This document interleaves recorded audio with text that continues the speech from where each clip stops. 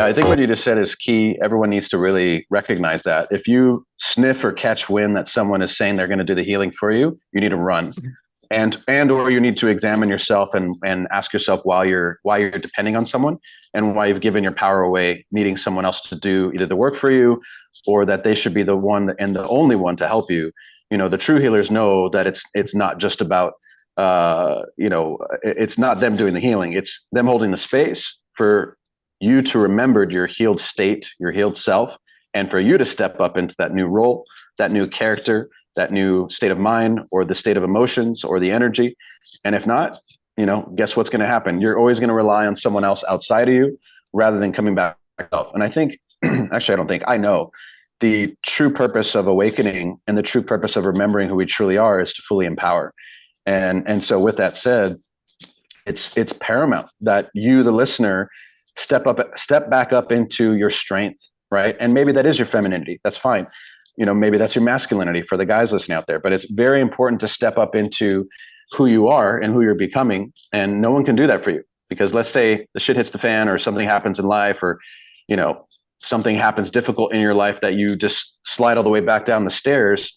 If you haven't built your character piece by piece from within, you're just going to slide back and you're going to be in a world full of hurt. And I'm actually working with someone right now, and she is such a powerhouse, but she had been operating from a world where everything has to be off of, running away from not having money, making sure she has money. Also, different dynamics that she keeps creating in her, not just her intimate relationships, but also in business relationships. And they keep coming up again. And I said, look, you're only perpetuating the cycle. You have to come out. You have to come out of these cycles. And after you come out, you can start to create a new life. But from within the cycle, you can't create a new life. It's really difficult. You could think about it all day, but until the action starts happening, you start moving towards the new character. And basically, like an actor acting out a new role in a different movie, take like a very popular actor or actress playing different characters in different movies, they step into a new role.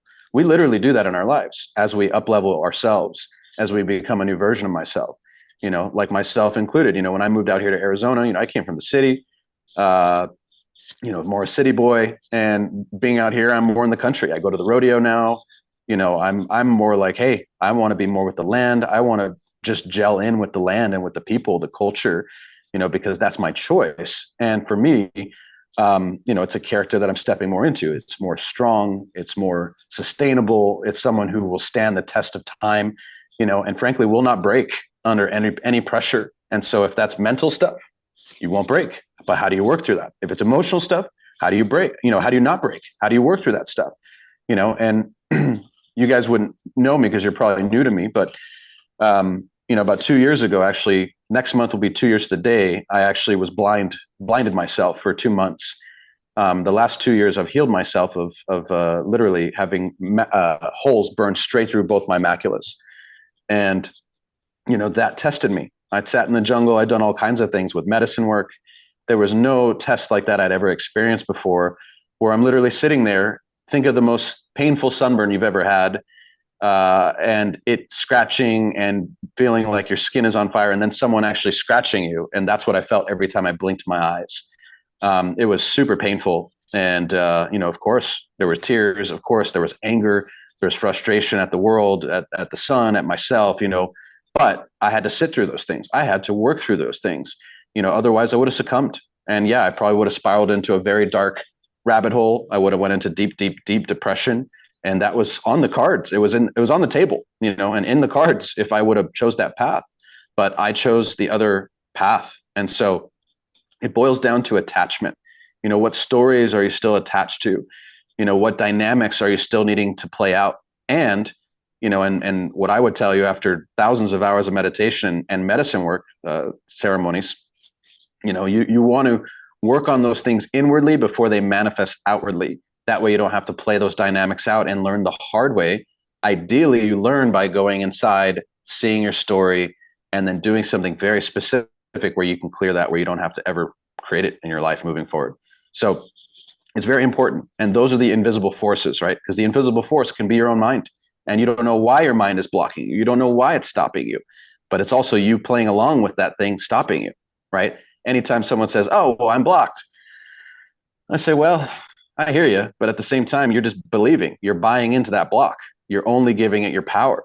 As soon as you can say, "Hey, you know what? Well, cool. I'm having a temporary experience that I'm blocked. I'm going to work through this. I don't know what I have to do exactly, but I will figure it out, and I will find, whatever means necessary. I will make it happen." Then yeah, and you have to be that relenting, because if you're wishy-washy, guess what? You're going to get wishy-washiness.